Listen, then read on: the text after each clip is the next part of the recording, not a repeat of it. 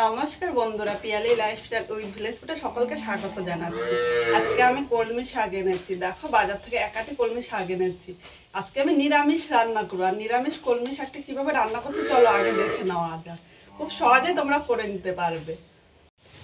শাকটা নিয়ে রান্নাঘরে চলে এসেছি। প্রথমে শাকটা একটু বেছে নেব। আর শাকগুলো একদম কচি। আমি এর শক্ত ডাঁটগুলো ফেলে দিয়ে নরম ডাঁটটা নেব, কারণ শাকের এই শক্ত ডাঁটটা থাকলে রান্না করলে কিন্তু খেতে ততটা ভালো লাগে না। এইভাবে প্রতিটা শাক বেছে নেব।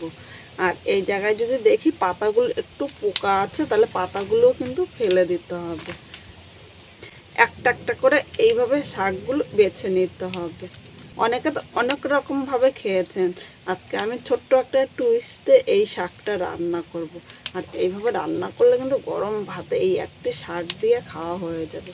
খুব সহজে একবার দেখলে করে নিতে পারবেন। একবার এইভাবে রান্না করলে তখন বলবেন প্রতিদিনই এইভাবে রান্না করার জন্য। বন্ধুরা, এখানে সব শাকগুলো বাছা হয়ে গিয়েছে। এবার শাকগুলো আমি হাফ হাফ করে নিলাম। এভাবে হাফ হাফ করে নিয়ে শাকটা কাটতে কিন্তু আমার সুবিধা হবে। এবার আমি এরকম দেখো একটা কেচি নিয়েছি। কেচির সাহায্যে শাকটা যতটা ছোট পারবে কেটে নেবে।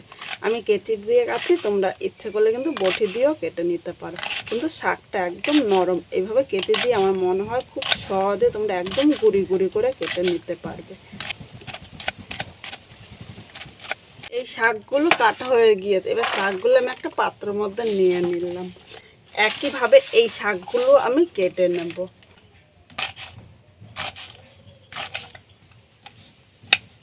বন্ধুরা, এখানে সব শাকগুলো কাটা হয়ে গিয়েছে। এবার এর মধ্যে আমি নিয়ে নিলাম। এখন শাকটা আমি পরিষ্কার জল দিয়ে 5-6 বার ধুয়ে নিয়ে আসবো। একটা ধুয়ে এনে এরকম সাজের মধ্যে আমি রেখে দিয়ে চলে আসলাম মূল রান্না। এখানে একটা কড়াই বসিয়ে দিয়েছি। কড়াইয়ের মধ্যে আমি সর্ষের তেল নিলাম। প্রথমে তেলটা আমি গরম করে নেব। তেলটা সামান্য গরম হয়েছে। এবার এখানে আমি 4টে শুকনো লঙ্কা দিয়ে দিলাম। লঙ্কাগুলো আগে ভেজে নিতে হবে। লঙ্কাগুলো দেখো লাল করে ভেজে নিয়েছি। এবার আমি তুলে নিলাম। এখানে শাকটা ধুয়ে রেখেছি। আর এইভাবে রাখাতে দেখো শাকের জলটা কিন্তু পুরোটাই পড়ে গিয়েছে। এখন তেলের মধ্যে আমি শাকটা নিয়ে নিলাম। এবার হাফ চামচ লবণ, মানে স্বাদ অনুযায়ী লবণ নিয়েছি। এর সাথে আমি 4টে কাঁচা লঙ্কা চেরা নিয়েছি। তোমরা ঝাল যেরকম খাবে সেই হিসাবে নেবে। যেহেতু আজকে আমি নিরামিষ রান্না করছি, তাই কিন্তু রসুন সম্বাদ দিইনি। আর যারা নিরামিষ ছাড়া এমনি রান্না করো তারা একটু রসুন সম্বাদ দিয়ে দিতে পারো। এখন আমি সব কিছু নেড়ে চেড়ে মিশিয়ে মিডিয়াম আগুনে 2 থেকে 3 মিনিট এইভাবে রান্না করে নেব। এখানে সব কিছু নেড়ে চেড়ে মিশিয়ে নিয়েছি। এখন ঢাকা দিয়ে 2 থেকে 3 মিনিট মিডিয়াম আগুনে রান্না করে নেব। এর মধ্যে দেখো আমি 1 কোয়া আদা নিয়েছি আর একটা গেটার নিয়েছি। গেটারের মধ্যে আমি আদাটা গেট করে নেব। ইচ্ছে করলে আদাটা তোমরা বেটেও নিতে পারো, কিন্তু বাটার থেকে আমার মনে হয় গেট করে নিলে বেশি ভালো হবে। এখানে আদাটা গেট করা হয়ে 3 মিনিট পর আমি ঢাকনিটা তুলে নিয়েছি। এখানে দেখো শাকটা কিন্তু অনেকটাই মজে গিয়েছে।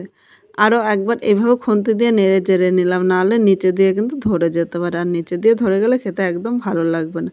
এবার এই জায়গায় প্রয়োজন মতো, মানে এখানে 1 চামচ থেকে একটু বেশি আমি হলুদ নিয়ে নিয়েছি। তোমরা কিন্তু প্রয়োজন মতো হলুদটা নেবে। এখন হলুদটা এর সাথে নেড়ে চেড়ে মিশিয়ে নেব। আর পুরো রান্নাটাই কিন্তু আজকে মিডিয়াম আগুনে করতে হবে, নাহলে শাকটা কিন্তু নিচে দিয়ে ধরে যেতে পারে। এখানে শাকটা হাফ হয়ে গিয়েছে। এখন ইচ্ছে করলে তোমরা নামিয়ে নিতে পারো, কিন্তু আমি নামাবো না। এইভাবে আমি খুন্তি দিয়ে একটু সরিয়ে নিলাম। আর এইভাবে করলে আমার মনে হচ্ছে অল্প সময়ে কিন্তু তোমরা এই রান্নাটি করতে পারবে। এবার এই জায়গায় আমি 1 চামচ সর্ষের তেল নিয়ে নিলাম। খুব বেশি কিন্তু তেল নেব না। তেলটা সামান্য গরম হয়েছে। এবার এখানে যে গেট করে আমি আদা রেখেছিলাম, আদা কুচিটা এর মধ্যে নিয়ে নিলাম।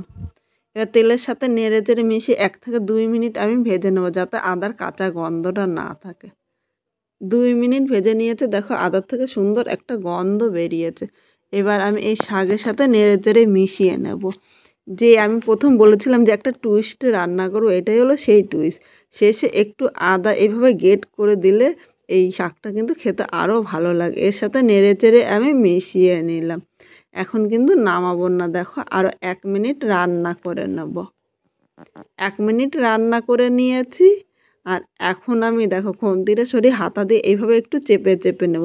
তাহলে শাকটা কিন্তু একটা শাক আর একটা শাকের সাথে খুব সুন্দরভাবে মিশবে।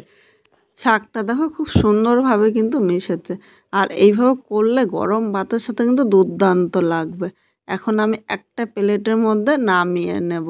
আজকে খুব সাধারণভাবে কলমি শাকটা রান্না করেছি, তোমাদের কীরকম লাগলো কমেন্ট করে জানাতে কিন্তু ভুলো না। নতুন কোনো বন্ধু আমার এই ভিডিওটি দেখতে আসলে ভালো লাগলে একটা লাইক, শেয়ার ও কমেন্ট করো। সাবস্ক্রাইব করে পাশে থেকো, যাতে নতুন নতুন ভিডিও আপলোড করলে সবার আগে নোটিফিকেশন আপনার কাছে পৌঁছিয়ে যায়।